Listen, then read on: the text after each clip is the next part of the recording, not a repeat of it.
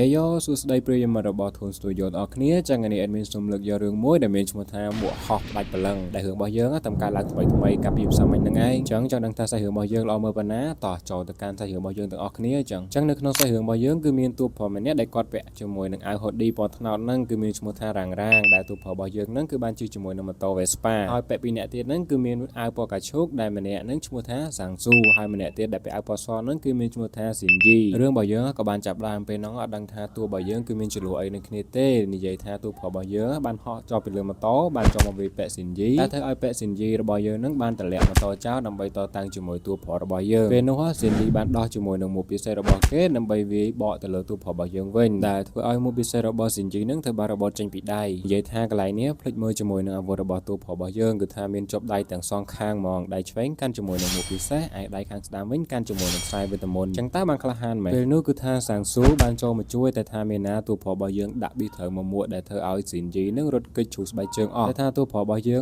ក៏ត្រូវស៊ីនយីហោះទាត់ប៊ីដួលបុករមាក់គេដែរដែលធ្វើឲ្យទូប្រុសរបស់យើងនឹងជ្រុះអាវុធចេញពីដៃអស់ពេលនោះស៊ីនយីបានរើសជាមួយនឹងមុខពិសេសរបស់គេតបមកក៏បានគប់ទៅលើទូប្រុសរបស់យើងតែថាគប់ទៅចំបរិម្នាក់ដែលកំពុងតែដឹកមកហូបឲ្យអតិថិជនចឹងទៅក៏ជាមនុស្សដែលតែងតែស្ដាប់នៅបង្គាប់របស់ឪពុករបស់គាត់ដែលឪពុករបស់គាត់បានណែនាំចឹងទៅហើយបណ្ដាំរបស់ឪពុករបស់គាត់បាននិយាយថា